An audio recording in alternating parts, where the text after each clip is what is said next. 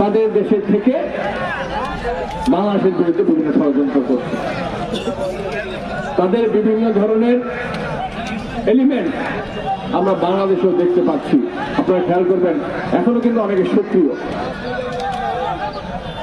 কয়েকদিন ধরে দেখবেন যে কিছু লোক খুব সক্রিয়, কিছু শাহবাগী, কিছু গণজাগরণ মঞ্চ টাইপ মানুষ হঠাৎ করে খুব অ্যাক্টিভ হয়ে গিয়েছে। তাদের উদ্দেশ্য এবং তাদের পরিকল্পনা সম্পর্কে আমাদের কিন্তু সজাগ থাকতে হবে। আমরা বলতে চাই যে বাংলাদেশে প্রয়োজনীয় সংস্কার বর্তমানে যারা আছেন আপনারা করতে চান, বিএনপি নেতৃবৃন্দ বারবার বলেছে আমরা সহযোগিতা, কিন্তু সেই সময়টা যেন একটা যৌক্তিক হয়।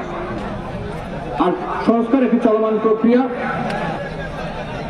এবং এই চলমান প্রক্রিয়ার মধ্য দিয়ে যে সংস্কারগুলি হবে তাকে কিন্তু আবার আগামী সংসদে পৌঁছতে দিতে হবে। তাহলে জাতীয় সংসদ এখানে খুব গুরুত্বপূর্ণ। আর এই জাতীয় সংসদের জন্যই কিন্তু আমরা বলছি যে আমরা একটা দ্রুত নির্বাচন চাই। দ্রুত নির্বাচন হলেই কিন্তু বাংলাদেশের মানুষের নির্বাচনের ভোটের মধ্য দিয়ে প্রতিনিধি নির্বাচিত হবে এবং তারা কিন্তু আগামী দিনে বাংলাদেশের মানুষের আশা আকাঙ্ক্ষা এবং ভাগ্য নিয়ে কাজ করবে। আপনারা যারা আছেন, আপনারা আপনাদের কোনো পরিকল্পনা থাকলে সেগুলো আলোচনা করে দ্রুত সমাধান করেন। আমরা চাই যে ফেসিবাদ পালিয়ে গেছে, যে ষড়যন্ত্রকারীরা বাংলাদেশের মানুষের থেকে বিচ্ছিন্ন হয়ে গেছে, তারা যেন আবার ষড়যন্ত্র করে বাংলাদেশে কোনো অপশাসন সৃষ্টি করতে না পারে। কারো ভুল বা কারো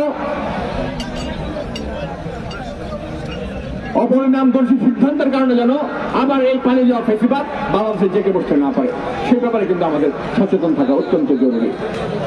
আর তাই আমরা বলি, আমরা আগামী দিনে দেশনেত্রী বেগম খালেদা জিয়া এবং বিএনপির ভারপ্রাপ্ত চেয়ারম্যান জনাব তারেক রহমানের নেতৃত্বে একটি আধুনিক, সমৃদ্ধ, সাম্য, মানবিক মর্যাদা, অর্থনৈতিক ন্যায় বিচার এবং সামাজিক সুবিচার লক্ষ্যে যে বাংলাদেশ, সেই বাংলাদেশ নির্মাণে আমরা ঐক্যবদ্ধভাবে কাজ করি।